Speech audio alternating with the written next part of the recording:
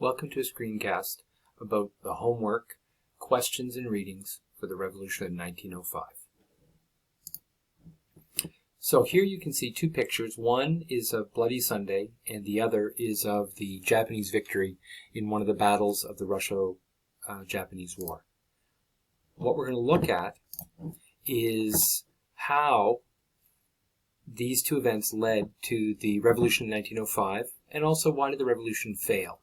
The homework questions will be questions 1 to 4 on page 16 and questions 2 to 4 on page 17. Now let's take a look at the readings. So as you can see, the title is The Revolution of 1905, and why was there a revolution and why did it fail? What the revolution looked like was the work stopped everywhere, on the railways and in all the factories, workshops, and shops of all types. The whole population was on the streets. People began to ransack arms, stores, and smash windows of large shops. Students, directed by lawyers, doctors, and teachers, set up barricades.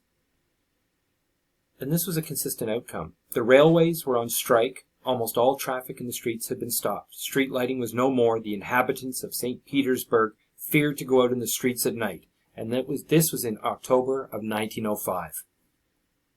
And it shows that in 1905, the Tsar's government had lost control of the country. There was a national strike involving 2.5 million people. And what were the events that had triggered the revolution in 1905? It was the disastrous war against Japan and the massacre of Bloody Sunday, which happened on January 22nd, 1905. And I should repeat, there are two events that triggered the war. The disastrous war against Japan and the massacre of Bloody Sunday on January 22nd, 1905. And you'll notice here that it was October 1905 that the revolution began, but the events that started, of course, preceded it. First of all, let's look at the war with Japan. And we can see the war with Japan lasted from 1904 to 1905. And at the beginning of Tsar Nicholas's reign, Japan had captured Port Arthur from China. However, Russia wanted this ice-free port for use in her own Pacific Navy. And the Russians assumed they would easily defeat Japan, a small country which they believed was very backward and no match for a great empire like Russia. In fact, this was a cartoon they made where the Russian Navy is punching and destroying the Japanese Navy. The opposite is actually what occurred. In fact, the war turned into a national humiliation for the Russians. And in addition, the importance of the war with Japan was that it convinced many people that change was necessary. The Tsar and his ministers were leading the country to disaster. Now, Bloody Sunday.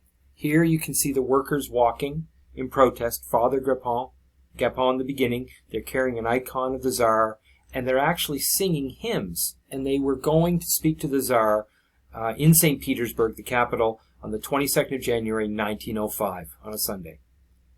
Within 1 month of the defeat of Port Arthur on January 22nd, 1905, protesters gathered in the Russian capital, St. Petersburg. They were led by a priest, Father Gapon. Their aim was to march to the Winter Palace and present a petition to the Tsar. The petition explained that the people are approaching the terrible moment when the death is better than continuing to live with these intolerable sufferings. There are food shortages and shortages of all sorts of materials in Russia and in the cities in particular. They said that we have no human rights, not even the right of discussing our needs. However, the Tsar was not in the Winter Palace, but the protesters did not know this. They, in many cases, thought that the Tsar just didn't know what was occurring and that he would help them out if they went. Instead, they were met by armed guards and fired upon. The events of the 22nd of January became known as Bloody Sunday. The Russian government claimed that 96 people had killed and 333 injured. However, the numbers were much higher, and some think as many as 1,000. Now, the revolution. On February 1905, the Tsar's uncle, the Grand Duke, was assassinated. Strikes and riots spread across Russia. In Odessa, there was a mutiny on board the battleship Potemkin, and this meant the armed forces might be close to not supporting the Tsar. If the mutiny had spread to the army, the Tsar would have had no troops to put down the revolt. That's very important. And so in October, when the general strike, described in sources A and B on the pages before, began to paralyze the country. The Tsar was terrified, as were many people in Russia. Now, before we look at the organization of the strikes in St. Petersburg and who is carrying that out, we need to show you the questions you're doing. Here we have question 1, question 2, question 3, and question 4. Question 4 asks you about sources. Question 3, which source does support what is shown in source F? And then finally, source F is a painting. What differences can you find between the story it tells and that shown in source E? Now, who was organizing those strikes? It was the Social Revolutionaries, the Mensheviks, and the Bolsheviks. These two groups you'd know as the Communists. So, the Communists for these groups. They all realized the importance of this power and got their members elected to the Executive Committee of the Soviet. The chairman of the Soviet was Leon Trotsky. Following the success at St. Petersburg Soviet, Soviets appeared in many other cities as well. The Tsar's chief minister, Witt, convinced the Tsar that the only way to end the crisis was to give in to the demands of the rebels. On the third day of the strike, the Tsar issued the October Manifesto, which promised freedom of speech and belief as well as a parliament, or a Duma. These promises won the support of the middle classes. Many of them had been very frightened by the violence of the workers, and they wanted to see an end to the revolution. So the people opposing the Tsar were the nobles, who wanted him to rule better, the middle class, who thought they could rule better, the workers, who wanted a better deal, the peasants, who were angry about the land problems and the shortages, and some of the military.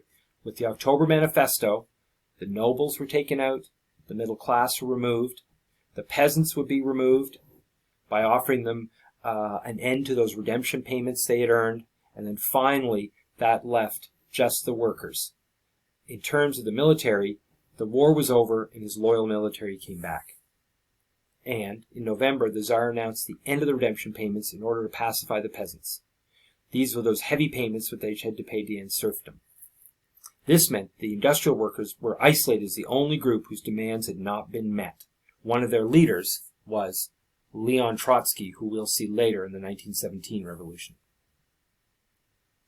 So, their revolts, the workers, such as a general strike in Moscow in December 1905, were crushed with great brutality by the troops which had returned from the war with Japan. The revolution was over.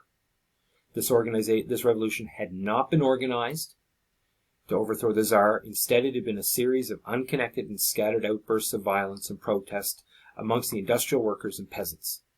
In January 1905, most of the main revolutionary leaders, such as Lenin, were not even in the country. They were taken by surprise by the events. Also, most of the army remained loyal, so that the later riots could be crushed. So, when you're doing your questions, which are here, you can see there's question number 2. Make a list of as many causes as you can for the 1905 revolution. Which were the long-term causes? Which were the short-term causes? You might want to look at Waller and the Russian history for that. In addition, look at the following list of reasons for the failure of the 1905 revolution. You're going to make 2 columns, strengths of the Tsarism and 1 weakness of the opposition, and then sort these items there.